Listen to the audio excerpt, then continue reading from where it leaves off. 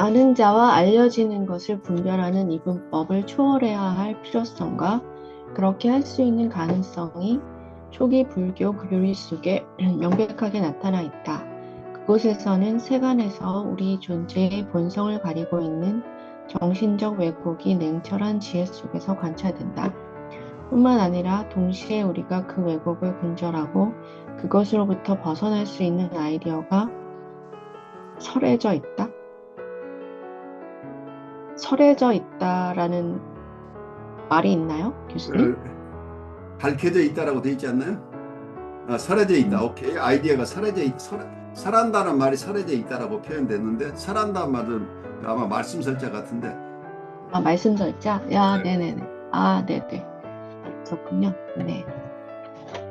예, 다시 읽을게요. 네.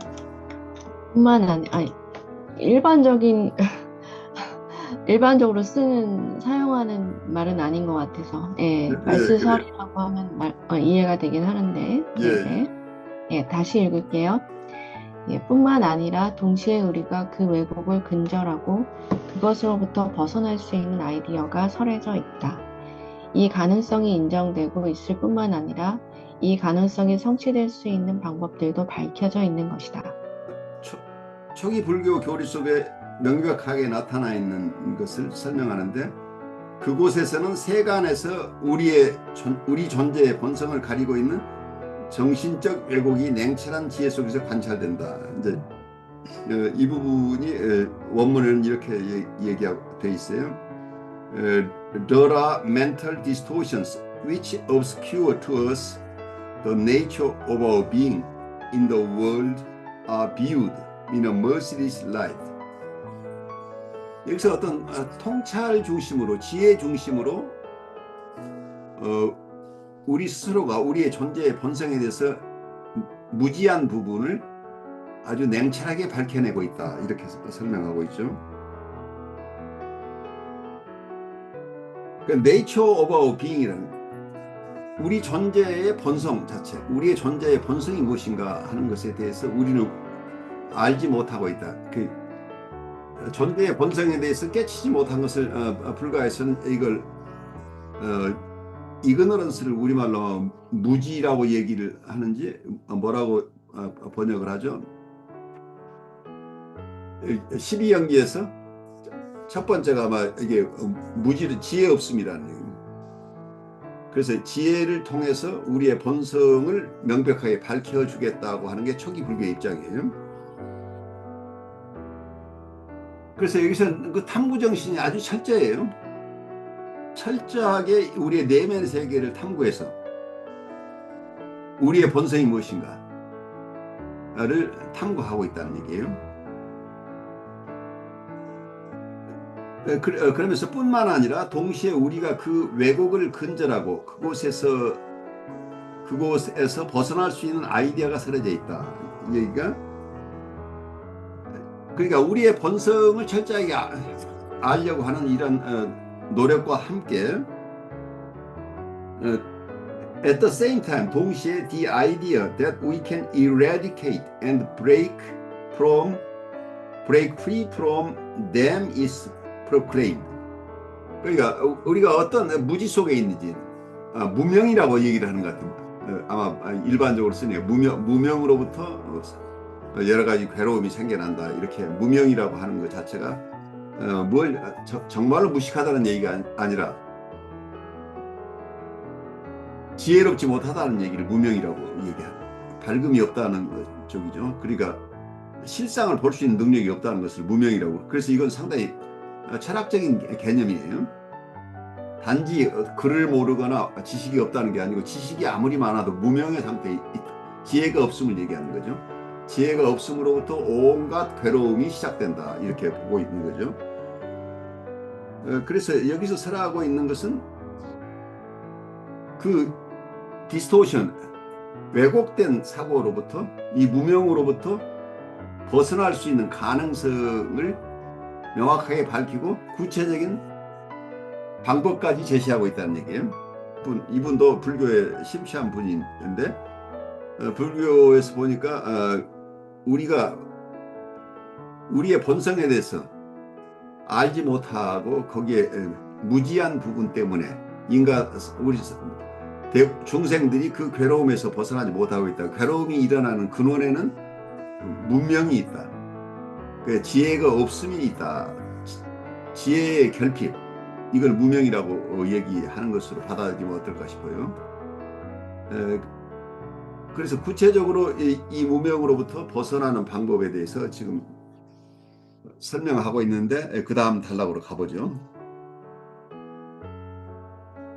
이것은 위파사나 수행에서 우리가 보는 사물에 주의를 집중하지 않고 우리가 사물을 보는 방식, 즉 느낌, 생각, 지각 등의 연기성, 의존적 상호 발생이라는 본성에 주의를 집중함으로써 이루어진다. 그리하여 지혜의 눈을 얻을 수 있으며, 지혜의 눈은 우리가 세계에 투사한 증오와 탐욕을 해소한다. 지혜의 눈으로 보는 아는 자는 그의 알매 대상으로부터 벗어나려고 애쓰지 않고 그가 대상에 부과한 허위로부터 대상을 해방시키려고 애쓴다. 알매 대상이 유기처의 지멸을 경험함으로써 사라지는 것처럼 보이듯이 이제는 통찰이나 위파사나 수행에 의해 주관이 사라지는 것으로 보이게 된다. 그러므로 바이하여 너는 마땅히 이와 같이 내 자신을 닦아야 한다. 보일 때는 보임만 있고, 들릴 때는 들림만 있고, 느껴질 때는 느껴짐만 있고, 알려질 때는 알려짐만 있게 되도록 하라. 바이하여 그것이 마땅히 내가 너 자신을 닦아야 할 방법이다. 바이하여 보일 때 너에게는 보임만 있고, 들릴 때는 들림만 있고, 느껴질 때는 느껴짐만 있고, 알려질 때는 알려짐만 있게 된다면 그때 바이하여 너는 그 속에 있지 않게 될 것이다. 그리고 바이하여 만약 내가 그 안에 있지 않게 된다면 그러면 바이하여 너는 여기에도 저기에도 그 중간에도 있지 않을 것이다. 바로 이것 자체가 괴로움의 끝이다. 상호 인과율의 인신론에서는 알려지는 것은 무엇이고 아는 자는 누구인지 파악하기 어렵다. 고정된 자립자존적 개체로 고정되거나 적시될 수 있는 것은 아무것도 없다. 우리가 파악하려고 하는 것의 밖에서 변화하고 춤추는 그것들은 아는 자와 알려지는 것의 연기라는 이 장의 제목을 조롱하면서 아는 자와 알려지는 것이 없듯이 암 자체도 없다는 것을 암시한다. 여기에서 이제 이 내용을 제가 좀 설명하겠습니다. 맨 마지막에 제가 동의할 수 없는 번역이 들어가 있어요. 마지막에 나오는 게 아는 자와 알려지는 것이 없듯이 암 자체도 없다는 것을 암시한다. 이건 제가 봤을 때는 완전한 오역으로 보여요. 그러니까 불교의 교리가 이렇게 왜곡돼 버릴 수 있다고 하는 깜짝 놀라는 부분인데, 그래 전문 서적을 쓰시는 분들이 무책임하게 이렇게 한마디 뒤집어 버리면 큰 사고가 나는 거예요. 제가 영문으로 좀 소개를 해드릴게요. 첫 번째 그 문장은 번역은 잘 해놨어요. In the epistemology of mutual causality. 그리고 상호 인과의 인식론에서는 both the what that is known and the who that is knower are illusive. 그래서 아는 자와 그리고 알려지는 것, 세 구별이 그 아는 자와 알려지는 것 모두가 일루시브하다, 잘 파악되기 어렵다라고 얘기하고 있어요. Neither can be fixed or pinpointed as static self-existent entities. 이 둘 다가 아는 자와 알려지는 것, 이 두 양자가 그러니까 고정된 자립 자존적 개체로 고정되거나 적시될 수 있는 것은 아무것도 없다. 이 번역은 좋아요. 그 다음 번역이 문제인데, shifting and dancing out of reach, we seek to grasp them. 우리가 이러한 것들을 우리가 찾아내려고 하는 범주 밖에서 계속 움직이고 춤추면서, 이런 아주 조금 은유적인 표현을 썼어요. 이 대상들을 파악하려고 하는데 아는 자가 누구고 알려지는 것이 무엇인지를 파악하려고 하는데 이때 우리가 파악하려고 하는데 이게 고정된 게 없으니까 여기서 계속 움직이고 춤추고 있다는 게 shifting and dancing이라는 표현을 쓰고 있어요. 그래서 여기까지 번역도 좋아요. 우리가 파악하려고 하는 것을 밖에서 변화하고 춤추는 그것들은 They suggest in mockery of this chapter's title 이 장의 제목을 조롱하듯이 조롱하면서 이들이 이것을 암시한다 라고 하면서 뭘 암시하냐면 that there is none knower or known so much as just knowing. 여기서 아는 자와 알려지는 것이 존재하지 않는다는 얘기까지는 맞아요. 그런데 so much as just knowing이란 말을 어떻게 번역했나? 그러니까 암 자체라는 것 알고 있음 그 자체일 뿐 아는 자나 알려지는 것이 따로 존재하지 않는다고 암시한다. 이렇게 봐야 된다는 얘기예요. 그러니까 알고 있음 자체가 부정되는 게 아니에요. 알고 있음이라는 그 자체를 인정하는 거는 이게 대비가 되고 있는. 그러니까 암 그 자체는 있어요. 그렇지만 암 자체는 있지만 아는 자와 알려지는 것 이것은 없다는 얘기예요. 그러니까 구별할 수 있는 아는 자와 알려지는 것이 따로 없는데 이 암 자체, 아는 것 자체는 있다는 얘기예요. 그래서 이것을 알고 있음, 그러니까 just knowing, 알고 있음 그 자체일 뿐 아는 자나 알려지는 것이 따로 존재하지 않는다고 암시한다. 이렇게 번역해야 적합하지 않을까 싶어요. 여기서 좀 설명을 하자면 여기서 얘기하고 있는 것은 불교 교리를 모르면 이걸 이렇게 번역할 가능성이 굉장히 높아요. 왜냐하면 이 not so much as라는 표현 자체가 굉장히 우리가 번역하기 어려운 얘기예요. 여기서 불교 교리를 배경으로 이걸 설명하자면 여기서 설명하고 있는 것은 not a knower라는 주체가 없다는 얘기예요. 아는 자가 없다는 얘기고 not a knower, not a known, object 그러니까 대상도 없다는 얘기예요. 그 주체와 객체가 지금 없다는 주체와 객체가 없다고 하는 얘기는 고정된 주체나 고정된 객체가 없다는 얘기예요. 이게 구별이 안 된다는 얘기예요. 그래서 여기에 있는 것은 only knowing이라는 거예요. 아는 자와 알려지는 것이 따로따로 고정되어 있는 것이 아니고 아까 비유적으로 설명했죠. 계속해서 움직이고 춤추고 있다는 얘기죠. 움직이고 춤추고 있으면 이걸 딱 떼어가지고 이것과 이것이 구별이 안 된다는 얘기를 하고 있어요. 그래서 이 춤추는 행위 자체는 있죠. 춤은 추고 있는데 이걸 둘로 가나눌 수가 없다는 얘기예요. 그래서 여기서 얘기하고 있는 것은 현상학적인 입장으로 설명을 하면 프리-리플렉티브 어웨어니스라는 리플렉션이라고 하는 것은 우리가 머리를 써서 뭘 이게 인식하게 하는 것 그러한 어떤 우리가 리플렉션을 뭐라고 우리말로 얘기를 하죠? 자꾸 잊어버리는데 성찰. 그러니까 성찰 이전에 암이란 얘기예요. 성찰한다는 것은 지금 내가 무엇을 곰곰이 생각해서 아는 거죠. 그러니까 이런 곰곰이 생각하기 이전에 암이란 얘기예요. 그러니까 내가 무엇을 생각하는 게 아니고 그냥 암 자체가 있다는 얘기예요. 현상학적으로 암이라는 자체가 있는 건데 여기서 얘기하는 것은 아는 행동이나 그러한 사건만 있다는 얘기예요. 그러니까 알매 행위나 알매 사건, 알매 행위나 알매 사건만 있을 뿐이지 아는 자와 알려지는 것이 명백하게 구별될 수 있을 만큼 변하지 않는 이러한 실체로서 존재하지 않는다.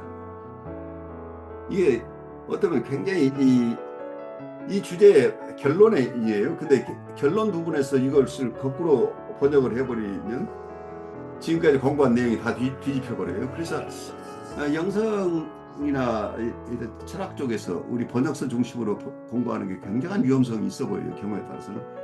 대부분 다 옳아요. 대부분 다 옳은데 결정적인 부분에서 그 핵심 부분에서 이게 뒤집혀버린다. 제가 과거에 이런 경험이 있어요. 제가 첫 직장에서 상사가 독과점 금지에 대한 책이었는데 그 책을 이분이 번역하고 싶어 하는데 저보고 번역하는데 좀 도와달라고 그렇게 하겠습니다 했는데 이분이 영어 책이 있는데 일본 책을 가지고 번역을 시작을 해요. 일본 사람이 번역한 거야. 일본 사람이 번역한 걸 가지고 저한테 이분은 일본어로 교육을 받아보니까 아주 그냥 줄줄줄줄 읽어나가는데 그걸 계속 제가 원고를 썼는데 일본어로 번역한 내용들이 대감은 맞는데 어떤 결정적인 것들에서는 완전히 뒤집어지는 경우들이 나오는 거예요. 그래서 제가 전번에 설명 인터시스템이라는 이런 개념이 그 규제 속에서 아까 제가 번역했던 그 책 속에서 나오는데 인트러시스테믹과 인터시스테믹을 구별을 못하고 뒤집어 놓은 이런 번역이 일본 사람이 번역을 했는데 그 번역을 다시 그대로 한국어로 번역하려고 하니까 내 양심상 이렇게는 할 수가 없었던 거예요. 그래서 그걸 내가 뒤집어서 번역을 다시 영문대로 해서 이제 쭉 이어가는데 어느 날 한참 번역이 진행되다가 그 번역하시는 분이 저를 보조로 썼는데 지금까지 자기가 기술한 내용 어떻게 정리했는지 좀 보자고 해서 보여드렸더니 이 양반이 난리가 난 거예요. 자기가 하라는 대로 안 하고 왜 이렇게 내용이 바뀌었냐니. 그래서 제가 영문과 검토하면서 합리적인 내용이 아닌 것들은 좀 수정을 하는 과정을 같이 가고 있습니다. 그랬더니 이분이 그걸 도저히 참아낼 수가 없는 거예요. 자기가 번역한 걸 감히 부하 직원이 이걸 손댄다고 하는 거예요. 그러면서 알았어요. 그러고 이건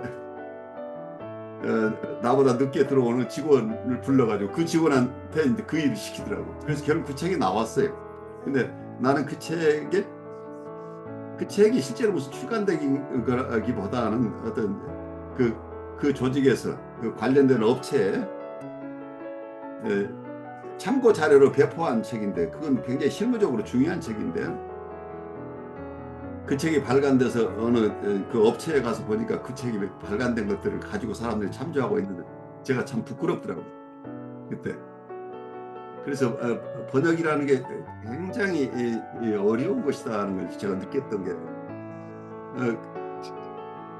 그런 제 히스토리가 있어서 제가 자꾸 번역에 대해서는 좀 섬세하게 보는 경향이 있어요. 제가 이 부분에 대해서 조금 설명을 더 드리자고 한다면 제가 참고 자료 보내드린 거 있죠? 혹시 보신 분 있는지 부처님이 바이야라는 분에게 설법한 내용이 거기 들어있죠. 이 불교에서 이 바이야라는 분이 저는 잘 모르는데 자료를 좀 찾아보니까 굉장히 중요한 인물이라고 나와요. 붓다의 가르침을 받은 분 중에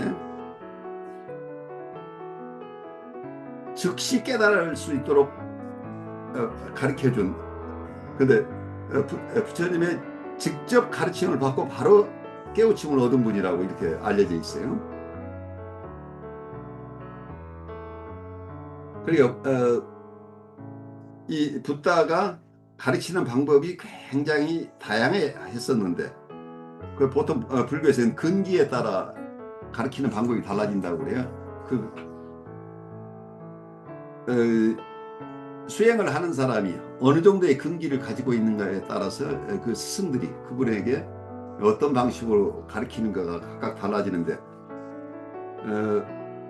아마 붓다도 49년 정도의 설법을 하셨다고 그러는데 그 설법하는 과정에서 굉장히 다양한 방법으로 설법을 했기 때문에 그 여러 경우에 따른 상충되는 내용으로 일반적으로는 보여요. 문자만 봐가지고는 서로 컨플릭이 나는데 그러니까 가장 잘 알아들을 수 있는 사람에게는 바로 직접 가르치는, 그러니까 우회적인 방법을 통하지 않고 직접 깨우치도록 하는 경우들이 있었는데, 이러한 직접적인 가르침을 받은 제자 중에 한 분이 바이야라는 분이에요. 그래서 바이야는 누군가 하고 보면은 이분에 대한 소개가 조금 있는데, 이분은 수파라카 근처 해변에 살던 수행자였다고 그래요. 그 지명은 제가 잘 모르겠습니다만, 이분은 널리 존경받고 명예를 누렸으며 자신이 영적으로 진보했다고 믿었던 분이에요. 그렇지만 과거 생애에서 친척이었던 데바타가 그에게 나타나서 그는 아라한도 아니고 그리고 수행자의 길에 있지 않다고 단호하게 말하며 부처님만이 진정한 스승이라고 알려주었다. 그래서 자기 스스로 상당히 깨친 사람이라고 생각을 하고 있었는데, 과거 생에서 친척이었던 어떤 데바타라는 사람이 나타나서 당신이 지금 깨쳤다고 하는 것은 가짜야. 진짜 깨우친 분이 있으니까 그분을 찾아가 보라고 얘기를 하니까 이분이 바로 짐을 챙겨서 경전에 따르면 한밤중에 부처님을 만나러 갔다고 이렇게 얘기를 해요. 바이야라는 분이 부처님을 만나서 가르침을 간청하니까 부처님께서는 처음에는 당신이 아직 때에 이르지 않았다고 얘기를 했지만, 바이야 스스로 인생이 짧고 무슨 일이 있을지 모르기 때문에 이번 기회를 놓치고 싶지 않아서 계속 간청을 했다고 기록이 되어 있어요. 그때 나오는 얘기가 지금 여기에 인용된 내용이에요. 보이는 것에는 오직 보이는 것만이 있다. 들리는 것에는 오직 들리는 것만이 있다. 느껴지는 것에는 오직 느껴지는 것만이 있다. 인지되는 것에는 오직 인지되는 것만이 있다. 이런 표현이 나오는데, 아까 우리가 여기서 번역된 내용과 약간 다른 번역이 됐는데, 부처님이 이 붓다가 바이야에게 한 얘기가 여기 그대로 소개되어 있는 부분인데, 그 바이야여, 이게 바로 이게 붓다가 한 얘기예요. 바이야여, 너는 마땅히 이와 같이 내 자신을 닦아야 한다. 보일 때는 보임만 있고, 들릴 때는 들림만 있고, 느껴질 때는 느껴짐만 있고, 알려질 때는 알려짐만 있게 되도록 하여라. 그것이 마땅히 내가 너 자신을 닦아야 할 방법이다. 여기서 방법문이 나와요. 바이야여, 보일 때는 너에게는 보임만 있고, 들릴 때는 들림만 있고, 느껴질 때는 느껴짐만 있고, 알려질 때는 알려짐만 있게 된다면 그때 바이야여, 너는 그 속에 있지 않다. 그리고 바이야여, 만약에 내가 그 안에 있지 않게 된다면, 그러하면 바이야여, 너는 여기에도 저기에도 그 중간에도 있지 않을 것이다. 바로 이것 자체가 괴로움의 끝이다.